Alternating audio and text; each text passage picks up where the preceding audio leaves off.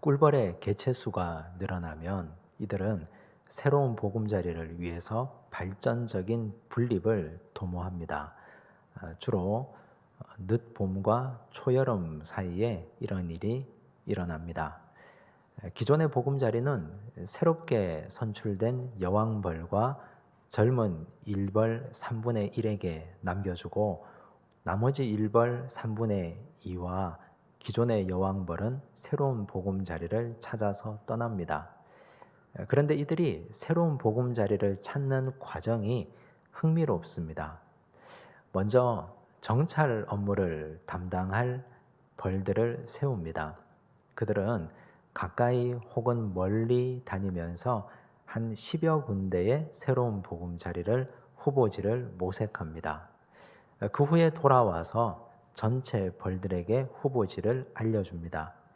그러면 전체 벌들이 다 답사해서 그 중에 그들 집단이 거주하기에 가장 적합한 곳, 가장 안전한 곳, 번식을 위해서 가장 합리적인 곳을 선택합니다. 이 과정에서 여왕벌의 개입은 일절 일어나지 않습니다. 오직 기준은 안전한가, 번식에 용이하고 적합한가 이것만 가지고 결정합니다. 그런데 정찰 업무를 맡은 일벌들이 특별합니다. 이들은 아주 늙은 일벌들입니다. 늙은 일벌들을 정찰 업무에 투입하는 이유는 이들이 젊은 시절 꿀을 찾기 위해서 멀리 날아다녔던 그 경험을 높이 산 것입니다. 이들이 새로운 보금자리를 찾는 과정에서 어떤 벌 한 마리도 결코 소외되지 않습니다. 저마다 자기가 맡은 달란트를 따라서 자기가 맡은 자리에서 성실하게 그 일을 잘 감당해 나갑니다. 집단 전체가 그들의 미래와 안전을 위해서 다 함께 힘을 모읍니다. 그런데 오늘 우리가 읽은 본문에 보면 꿀벌보다 못한 한 사람이 나옵니다. 달란트를 받았는데 그 달란트를 땅에 묻어둔 사람입니다. 주인께서는 열심히 일하고 성실하게 섬겨서 2배를 남긴 종들에게 착하고 충성된 종이라고 칭찬해 주셨습니다. 오늘 말씀을 통해서 나는 과연 착하고 충성된 종인지 아니면 악하고 게으른 종인지 우리 스스로를 살피는 은혜의 시간이 되었으면 좋겠습니다. 먼저 14절 말씀을 보십시오. 함께 읽습니다. 또 어떤 사람이 타국에 갈 때 그 종들을 불러 자기 소유를 맡김과 같으니 어떤 사람 주인은 하나님을 의미합니다. 종들은 하나님의 백성들, 오늘 이 자리에서 신앙생활하고 있는 하나님의 자녀들을 의미합니다. 하나님께서 당신의 백성들에게 자기의 소유를 맡겨주셨습니다. 맡기다라는 단어가 중요한데 파라디도미라는 말씀을 사용합니다. 위탁하다, 위임하다, 부탁하다라는 뜻입니다. 이것은 주인의 소유를 완전히 이전한 것이 아닙니다. 임시적으로 부탁하고 맡겨두신 것입니다. 주인은 당신의 소유를 멀리 떠나면서 종들에게 너희 것이니 그냥 가져라 이렇게 주지 않습니다. 맡겨두셨습니다. 언젠가는 내가 다시 돌아올 것이다 하는 의미입니다. 그런데 여기서 우리가 한 가지 궁금한 것은 그럼 주인의 의도가 무엇인가 하는 점입니다. 주인께서 그 소유를 맡겨주신 것이 내가 돌아올 때까지 이걸 안전하게 보관하고 지키라는 뜻인지 그렇지 않으면 이 엄청난 소유 금액을 가지고 열심히 일해서 이걸 미천 삼아서 돈을 남기라는 뜻인지 그 의도가 분명하지 않습니다. 그런데 조금만 더 깊이 생각해 보면 주인의 뜻을 분명히 깨달아 알 수 있습니다. 만약에 주인이 그냥 안전하게 보관하기를 원했다면 굳이 종들에게 맡길 이유가 있겠습니까? 그 당시에도 은행 같은 곳이 있었고 그 당시에도 돈을 맡아서 돈을 굴리고 이자를 불려서 오는 사람들이 얼마든지 있었습니다. 그들에게 맡기는 것이 훨씬 더 안전하고 이 금액이 엄청난 금액이었기 때문에 돈도 많이 불려올 수 있습니다. 그런데 주인은 종들에게 맡겼습니다. 종들에게 맡긴 이유는 성실하게 일해서 이걸 너희들이 너희 것처럼 가지고 일해서 증식시켜라. 최선을 다해서 재산을 만들어 놓아라 하는 뜻입니다. 15절 말씀을 보십시오. 함께 읽습니다.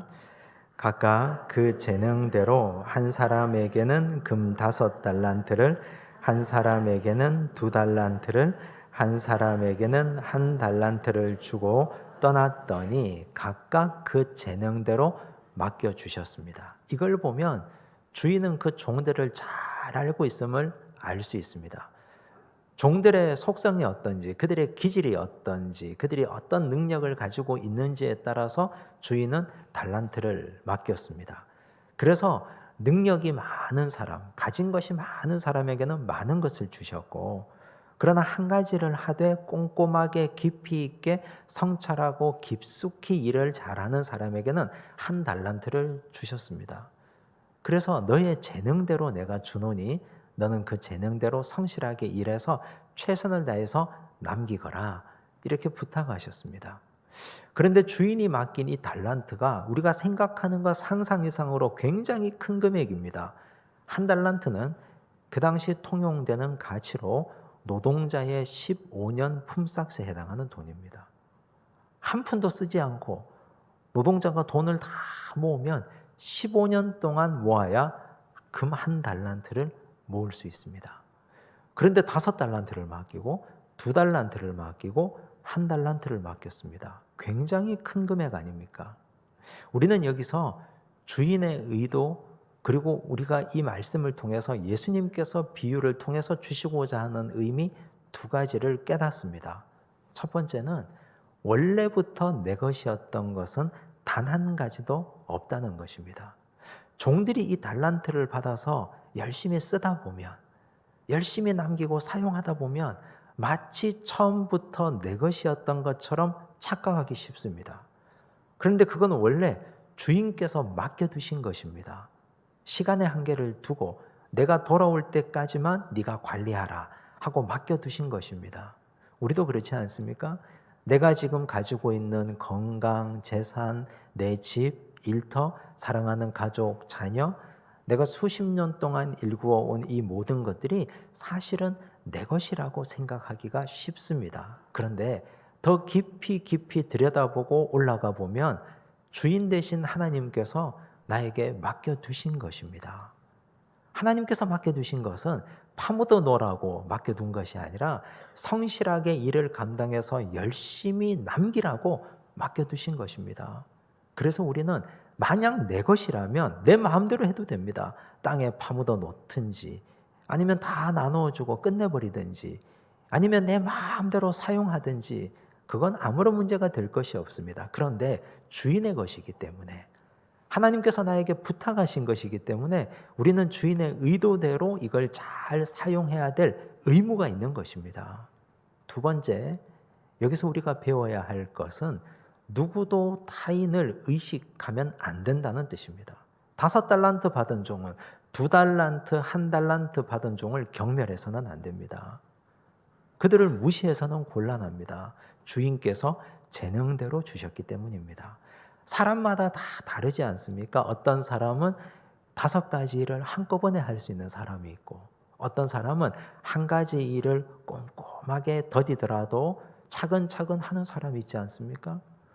그런데 많은 능력을 가지고 한꺼번에 많은 일을 하는 사람이 적은 능력을 가진 사람을 무시해서는 곤란합니다.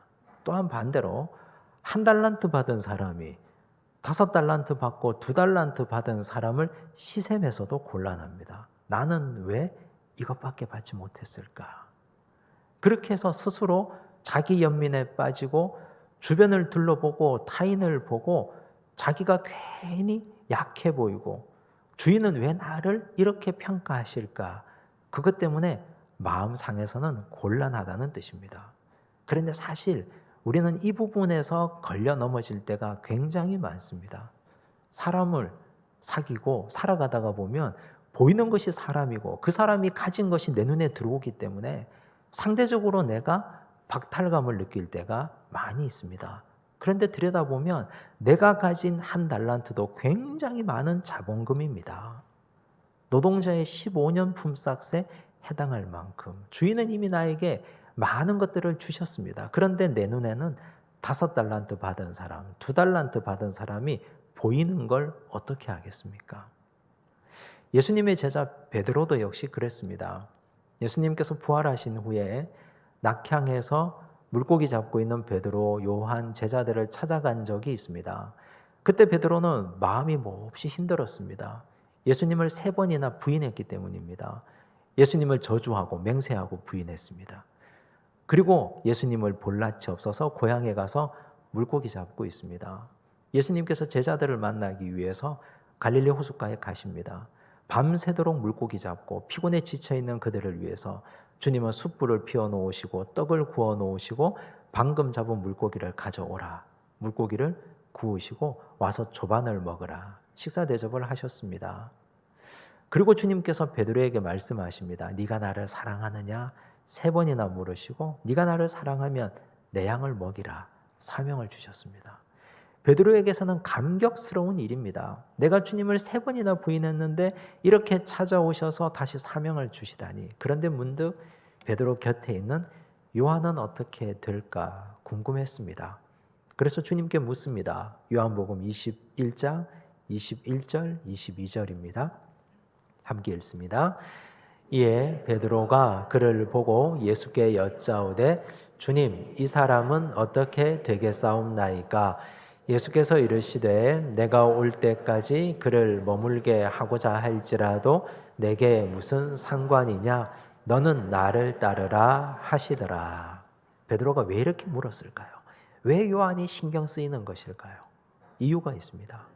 그가 예수님을 모른다고 부인하고 도망가 버렸지만 요한은 예수님의 십자가 곁을 끝까지 지켰습니다. 예수님이 십자가에 달리셔서 저 아래에 있는 요한에게 부탁하셨습니다. 보라, 내 어머니다. 예수님의 어머니 마리아를 요한에게 부탁하셨습니다. 그래서 요한은 예수님이 십자가 지고 돌아가신 후부터 예수님의 어머니 마리아를 집에 모셔다가 자신의 친어머니 이상으로 섬기고 돌봐드렸습니다. 이것이 베드로에게는 마음의 큰 짐이었고 부담이었습니다. 나는 예수님을 3번이나 모른다고 부인했는데 나를 용서해 주시고 사명을 주셨다면, 그렇다면 예수님 십자가 곁을 끝까지 지키고 예수님의 어머니를 섬겼던 저 요한은 도대체 얼마나 많은 복을 주실까? 이게 궁금했습니다.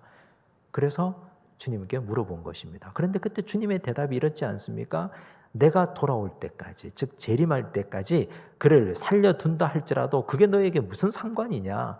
너는 다른 사람 신경 쓰지 말고 너는 나를 따르라 말씀하셨습니다. 다른 사람이 5달란트 받았던 2달란트 받았건 그게 너에게 무슨 상관이냐? 네가 받은 이 1달란트를 지키고 충성되이 일하고 성실하게 이 일을 감당하면 될 것이지 왜 자꾸 너는 다른 사람을 신경 쓰느냐? 이 말씀입니다. 오늘 우리는 베드로와 다를 바 없습니다. 우리가 가진 것이 생각보다도 상당히 많은데 하나님께서 우리에게 주신 달란트가 굉장한데 그거 신경 쓰지 않고 타인이 가진 것에 신경 쓰느라 내 할 일을 못할 때가 많습니다. 우리는 어떻게 그렇게 살고 있지는 않습니까? 그런데 오늘 예수님께서도 우리에게 말씀하십니다. 신경 쓰지 마라. 너는 네가 할 일만 성실하게 감당하면 된단다 말씀하십니다. 이제 달란트를 받은 사람들이 어떻게 살아가는지를 설명합니다. 16절에서 18절까지를 보십시오. 함께 읽습니다. 5달란트 받은 자는 바로 가서 그것으로 장사하여 또 5달란트를 남기고 2달란트 받은 자도 그같이 하여 또 2달란트를 남겼으되 1달란트 받은 자는 가서 땅을 파고 그 주인의 손을 감추어 두었더니 5달란트 받고 2달란트 받은 자는 바로 가서 성실하게 일했습니다. 열심히 일해서 2배를 남겼습니다. 그런데 1달란트 받은 자는 가서 땅에 파묻어 두었습니다. 어떤 일도 일어나지 않습니다. 우린 이걸 보면 5달란트 받고 2달란트 받은 자가 능력이 출중하고 탁월해서 2배를 남겼구나 이렇게 생각할 수 있습니다. 한 달란트 받은 자는 우리도 마음이 짠해집니다. 감정이입이 됩니다. 얼마나 불안했으면. 이 사람이 원래 소심한 사람이었구나. 그래서 열심히 일하다가 원금을 까먹을까 봐 불안해서 파묻어 두었구나. 나라도 그렇게 했을 것 같다. 이렇게 생각하기 쉽습니다. 하지만 그렇지 않습니다. 주인께서는 그들의 재능대로 주셨습니다. 그래서 성실하게 일하기만 하면, 그것 가지고 열심히 일하기만 하면 무조건 남기게 되어 있습니다. 주인께서 그 기질을 잘 알고 이 사람이 어디에 능력이 있고 적성이 있는지 가장 잘 알고 달란트를 주셨기 때문에 그것 가지고 열심히 일하기만 하면 무조건 남기게 되어 있다는 뜻입니다.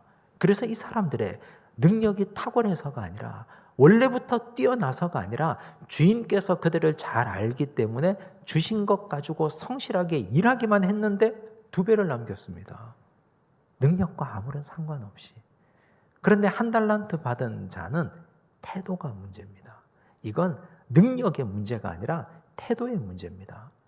능력이 아니라 태도가 문제라는 것을 오늘 본문이 분명하게 보여줍니다. 다시 16절을 보십시오. 함께 읽습니다. 5달란트 받은 자는 바로 가서 그것으로 장사하여 또 5달란트를 남기고, 바로 가서 할 때 가다라는 말을 포류테이스라는 단어를 씁니다. 포류테이스라는 말은 목표를 정하고 분명하게 열심히 달려가다라는 뜻입니다.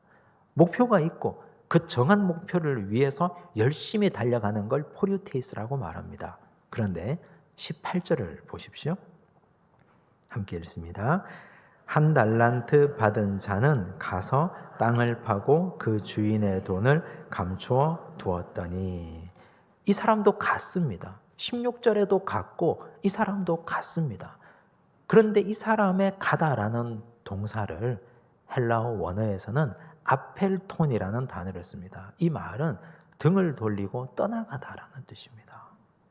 같은 말인데, 가긴 갔는데 5달란트 받고 2달란트 받은 종은 목표를 정하고 열심히 달려갔습니다. 1달란트 받은 종은 주인에게 등을 돌리고 떠나가 버렸습니다. 태도가 문제입니다. 그럼 우리가 이걸 보면 1달란트 받은 종의 심리 상태를 정확하게 알 수 있습니다. 주인에게 실망한 것입니다. 나를 이것밖에 대우하지 못하나, 주인이 나를 이렇게 평가하시다니, 저 사람은 별로 잘난 것도 없어 보이는데 5달이나 주고, 저 사람도 2달란트나 주는데 나는 왜 하나밖에 주지 못하시는가. 화가 나고 실망하고 자기 연민에 빠지고 스스로 자기의 한계를 설정하고 거기에 드러누워 버립니다. 그리고 그는 주인에게 등을 돌렸습니다. 그리고 자기 갈 길로 가버렸습니다. 능력이 결과를 만든 것이 결코 아닙니다. 태도가 결과를 만든 것이지. 5달란트 받고 2달란트 받은 종들은 주인의 의도를 정확하게 알고 목표를 정하고 성실하게 일해서 2배를 벌었습니다. 이 사람의 능력의 문제가 아닙니다. 태도의 문제입니다. 1달란트 받은 종은 반대로 행동했습니다. 시간이 얼마나 지났을까요? 주인이 돌아오셨습니다. 19절을 보십시오. 함께 읽습니다. 오랜 후에 그 종들의 주인이 돌아와 그들과 결산할세. 오랜 후라고 그랬습니다. 얼마나 시간이 지났는지 모릅니다. 그러나 세월이 흘렀습니다. 주인이 돌아오셨습니다. 이제 결산해 보자 하셨습니다. 사람이 가진 한계가 여러 가지가 있습니다. 내가 사람이기 때문에 못하는 것들이 굉장히 많습니다. 그런데 그 중에 애써도 힘써도 안 되는 것이 시간의 한계입니다. 우린 시간 안에 묶여 있지 않습니까? 그 시간의 한계 속에서 우리가 아무리 발부동 쳐도 시간은 속절없이 흘러갑니다. 올 한 해도 벌써 10개월이 지나갔습니다. 2달밖에 남지 않았습니다. 청년이었던 사람이 어느덧 정신 차리고 보니 머리가 백발이 되어 있습니다. 우리는 바로 엊그저께 기력이 왕성한 청년이었던 것 같은데 이제는 손주를 보고 이제는 살아온 날보다 살아갈 날이 얼마 남지 않았습니다. 이렇게 세월은 속절없이 흘러갑니다. 주인이 떠난 지 오랜 시간이 지났는데 속히 돌아오셔서 결산할 때가 되었습니다. 열심히 일한 사람은, 2배를 남긴 사람들은 주인 앞에 신나서 자랑합니다. 파묻어 놓은 사람은 변명할 거리를 찾느라 정신이 없습니다. 주인께서 2배를 남긴 사람들에게 이렇게 칭찬하십니다. 21절을 보십시오. 함께 읽습니다. 그 주인이 이르되 잘하였도다 착하고 충성된 종아, 네가 적은 일에 충성하였음에 네가 많은 것을 내게 맡기리니 내 주인의 즐거움에 참여할지어다 하고 23절도 읽습니다. 그 주인이 이르되 잘하였도다 착하고 충성된 종아, 네가 적은 일에 충성하였음에 네가 많은 것을 네게 맡기리니 내 주인의 즐거움에 참여할지어다 하고, 한 자도 틀리지 않습니다. 5달란트 받아서 5개 남긴 사람과 2달란트 받아서 2달란트 남긴 사람을 다르게 칭찬하지 않습니다. 똑같이 칭찬합니다. 단 한 자도 다르지 않습니다. 원문에도 역시 그렇습니다. 그리고 주인은 그들의 능력을 칭찬하지 않습니다. 네가 작은 능력으로 충성하였다고 충성을 칭찬합니다. 이것이 그들의 능력이 아님을 주인도 너무나 잘 알고 있습니다. 성실하게 일했기 때문에, 충성했기 때문에 남긴 것이지 능력이 출중해서 남긴 것이 아니라는 걸 주인은 분명하게 말씀하고 있습니다. 그런데 이때 1달란트 받아서 묻어둔 종은 변명할 거리를 찾습니다. 이렇게 말합니다. 24절과 25절을 보십시오. 함께 읽습니다. 1달란트 받았던 자는 와서 이르되 주인이여 당신은 굳은 사람이라 심지 않은 데서 거두고 해치지 않은 데서 모으는 줄을 내가 알았으므로 두려워하여 나가서 당신의 달란트를 땅에 감추어 두었었나이다. 보소서 당신의 것을 가지셨나이다. 주인을 오해했습니다. 핑계를 대고 있습니다. 당신은 굳은 사람입니다. 심지 않은 데서 거두고 해치지 않은 데서 모으는 줄로 알았습니다. 해치다라는 뜻은 곡식을 흩어 뿌리다라는 뜻입니다. 즉 곡식을 뿌리지 않는 데서 모은다는 말은 주인을 일확천금을 꿈꾸고, 그리고 주인을 불로소득을 탐하는 자로 생각했다는 뜻입니다. 주인에 대해서 전혀 잘못된 인식을 가지고 있었습니다. 그리고 그는 두려워하여 이렇게 묻어두었다고 말했는데 이것도 핑계입니다. 그는 주인에게 낙심하고 실망해서 아펠톤한 사람입니다. 주인에게 등을 돌리고 자기 갈 길로 떠나버렸습니다. 그리고 스스로 자기 연민에 빠져서 어떤 일도 하지 않고 아무 일도 하지 않고 달란트를 그냥 땅에 파묻어둔 악한 사람이었습니다. 그래놓고 이제 와서 핑계하고 있습니다. 주인을 제대로 모르고 핑계하는 종.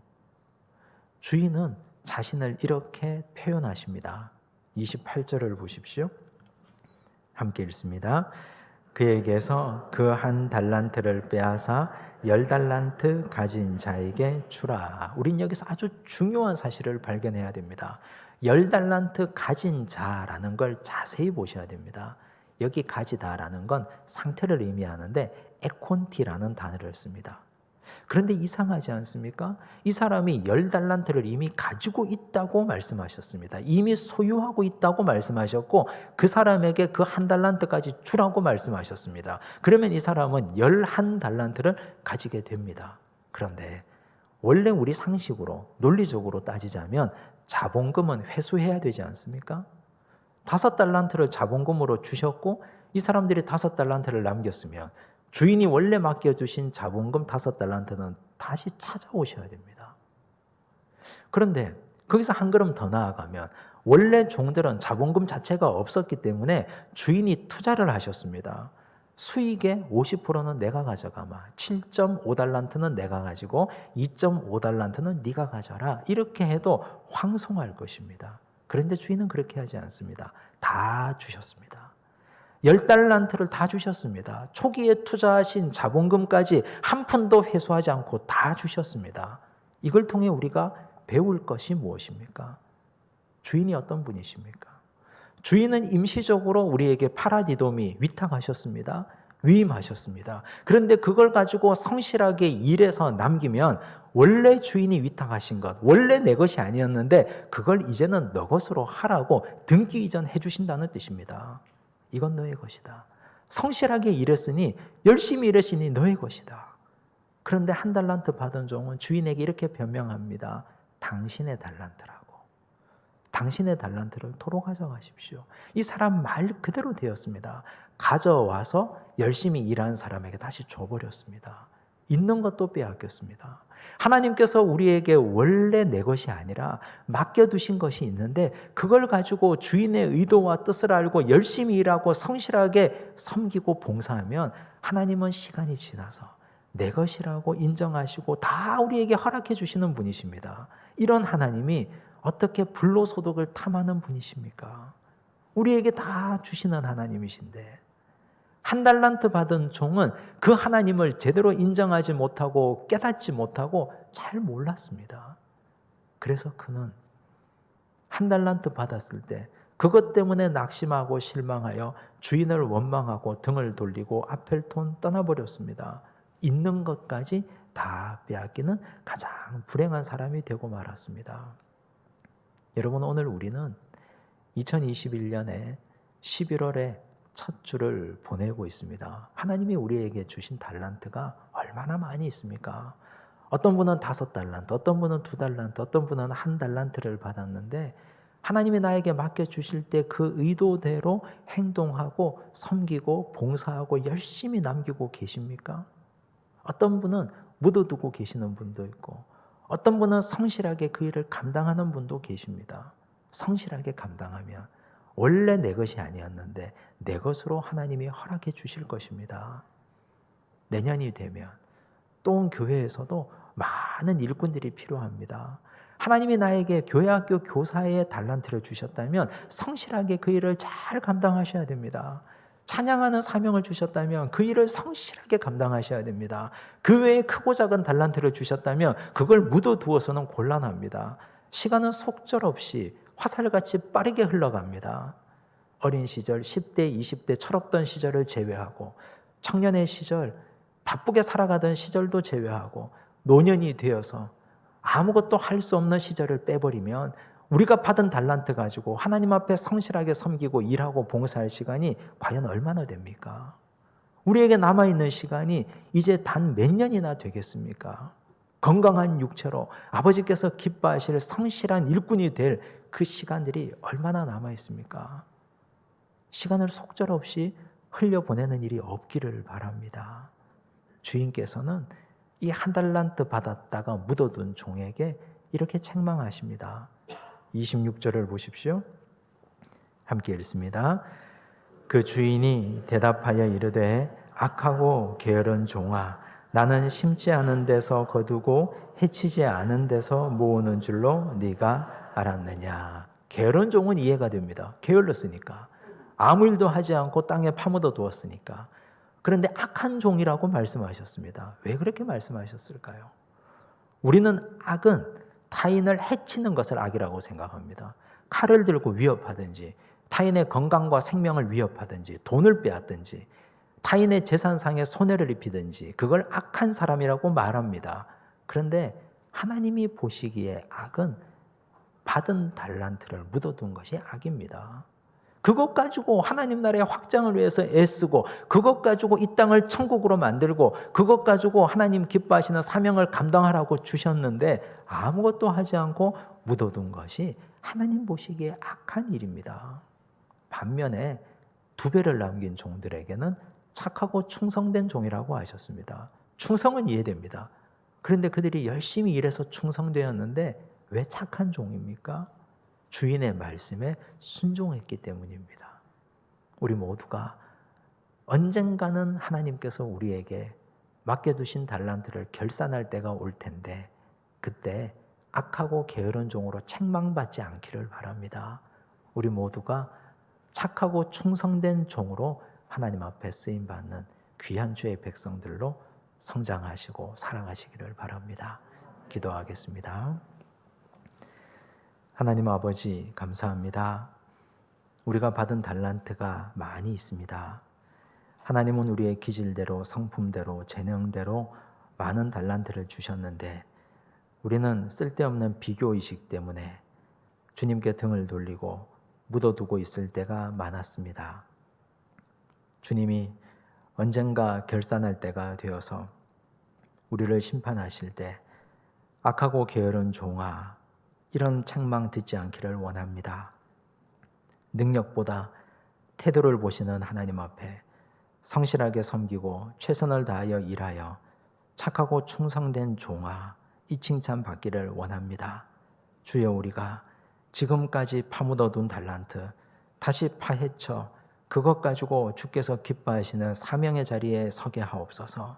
작은 것이라도 어떻게 하면 이것이 하나님께서 기뻐하시는 오병이어가 될까 고민하게 하시고 섬기게 하시고 기도하게 하시고 교회 안팎에서 우리의 삶의 자리에서 하나님 기뻐하시는 착하고 충성된 종으로 살아가게 하옵소서.